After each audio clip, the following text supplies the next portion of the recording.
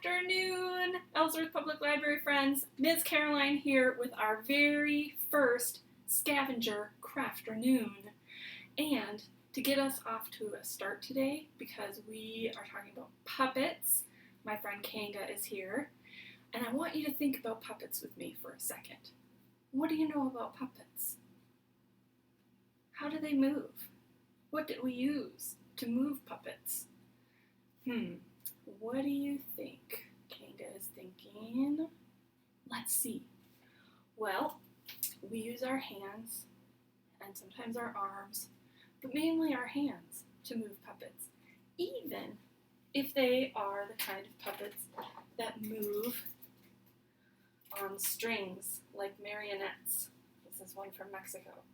So we can move our hands and make her dance a little bit. She's a little bit tied up right now. But that's really all we have to think about with puppets, is movement and our hands.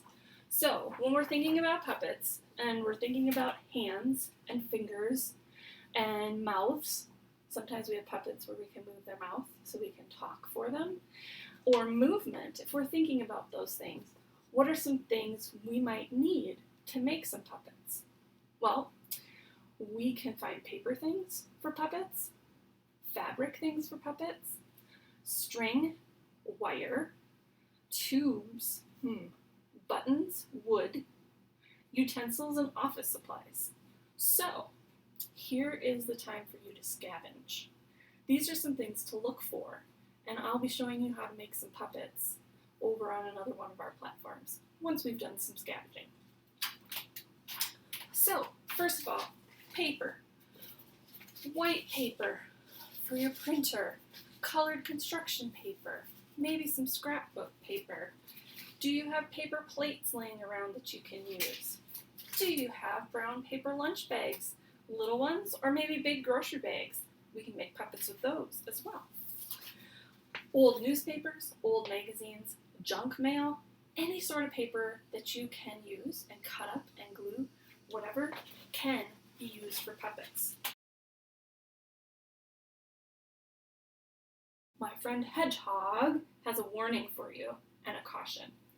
Please, please, please talk to your adult before you use anything as a craft supply, because Ms. Caroline from the library does not want to get a phone call that someone said that I said it was okay for you to cut up your sister's sweater.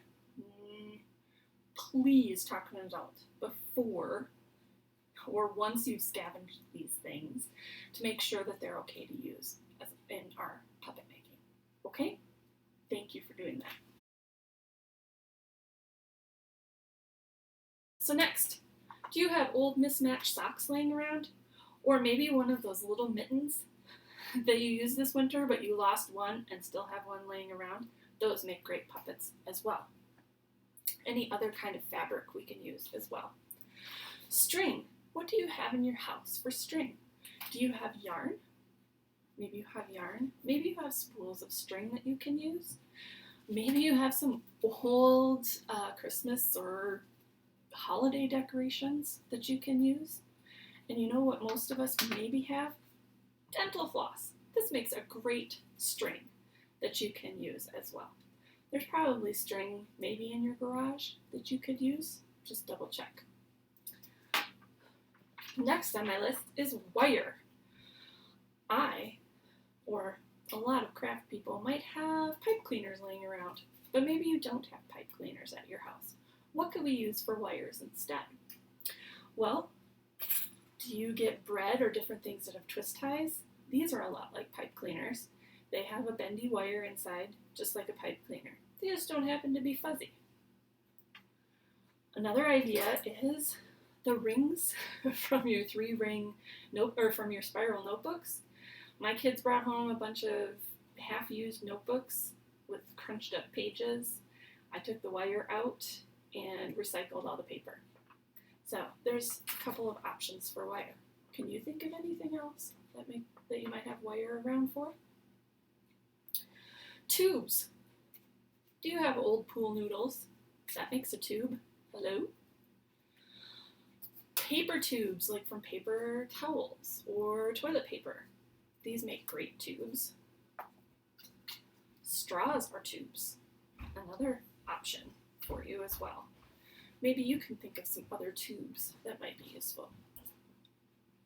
Next on my list is buttons. I've got a whole jar full of buttons, crafting buttons, but bottle caps, milk caps, anything round and plastic you could use as a substitute for buttons. Maybe you have some pop tabs laying around, or pop cans that you can pull the tabs off of. Wood things that we can use. When we're thinking about mouths, clothespins are really great. They've got a mouth built right in. So if you have some clothespins, if you've been eating popsicles this summer, popsicle sticks, paint sticks, maybe you've done a paint project and have some of these laying around. An old broken wooden spoon in your kitchen, maybe. Some other utensils, plastic silverware. You might be able to make some puppets with those. Things that you might find in your bathroom or kitchen. Q-tips. Maybe you don't have craft pom-poms, but you've got cotton balls. Maybe you have some of these little cups for making cupcakes in your kitchen. All kinds of things here that could be used. And then finally, office supplies. You're probably going to want some markers or some crayons. If you've got Sharpies, you're going to need some tape, whether it be duct tape or scotch tape or masking tape. Maybe some sort of glue, glue stick. Maybe you've got your school glue, or maybe somebody at home has a hot glue gun and they can help you with that. Another way to attach things, a stapler. Maybe you even have some old push pins laying around that you use for cork boards. Those might come in handy as well. So, and what about egg cartons? And another string might be from wrapping paper stuff. So, probably going to need a scissors.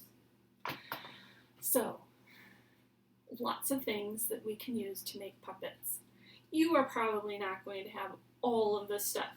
That is okay.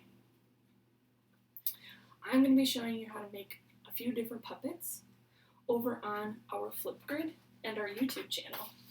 So you find what you can find. Maybe all you can find is paper. I'll show you a bunch of different paper puppets.